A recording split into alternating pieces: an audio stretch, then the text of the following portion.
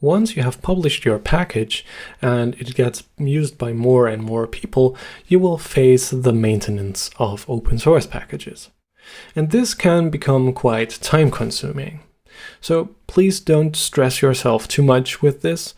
It's important to try to stay responsive for the issues, but at the end of the day, it's an open source software.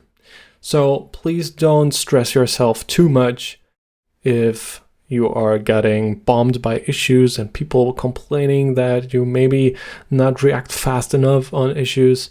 It's still just an open source software.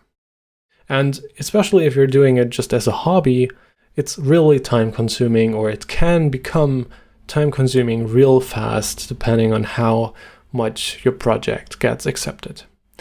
Now I want to show you one tip that makes the whole issue management of repositories a lot easier on GitHub.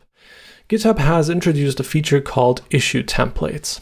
And what this means is if you are on a repository, for example, this is my Botman repository, and you create a new issue, you have this template in place where you can just give me general information about the kind of issue that you create.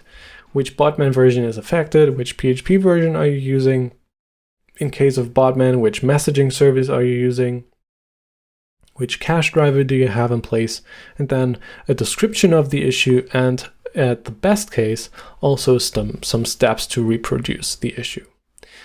Now, the template, while it is in place, I can just delete it and write some other comment myself, so no one is required to use it, but at least it gives the author of an issue a better understanding of what you as a maintainer are looking for, what kind of information you need to better react to this issue. You can create your own issue template relatively easy by just creating a new file called issuetemplate.md. You can put it anywhere in your repository. In my case, I wanted it to be in a hidden directory. So I created this .github directory, and in there, there's simply a markdown file that contains the template that the user will see whenever they create a new issue. So with the issue template, it at least becomes a little bit easier when it comes to filtering out good issues versus bad issues, in terms of the information that users provide.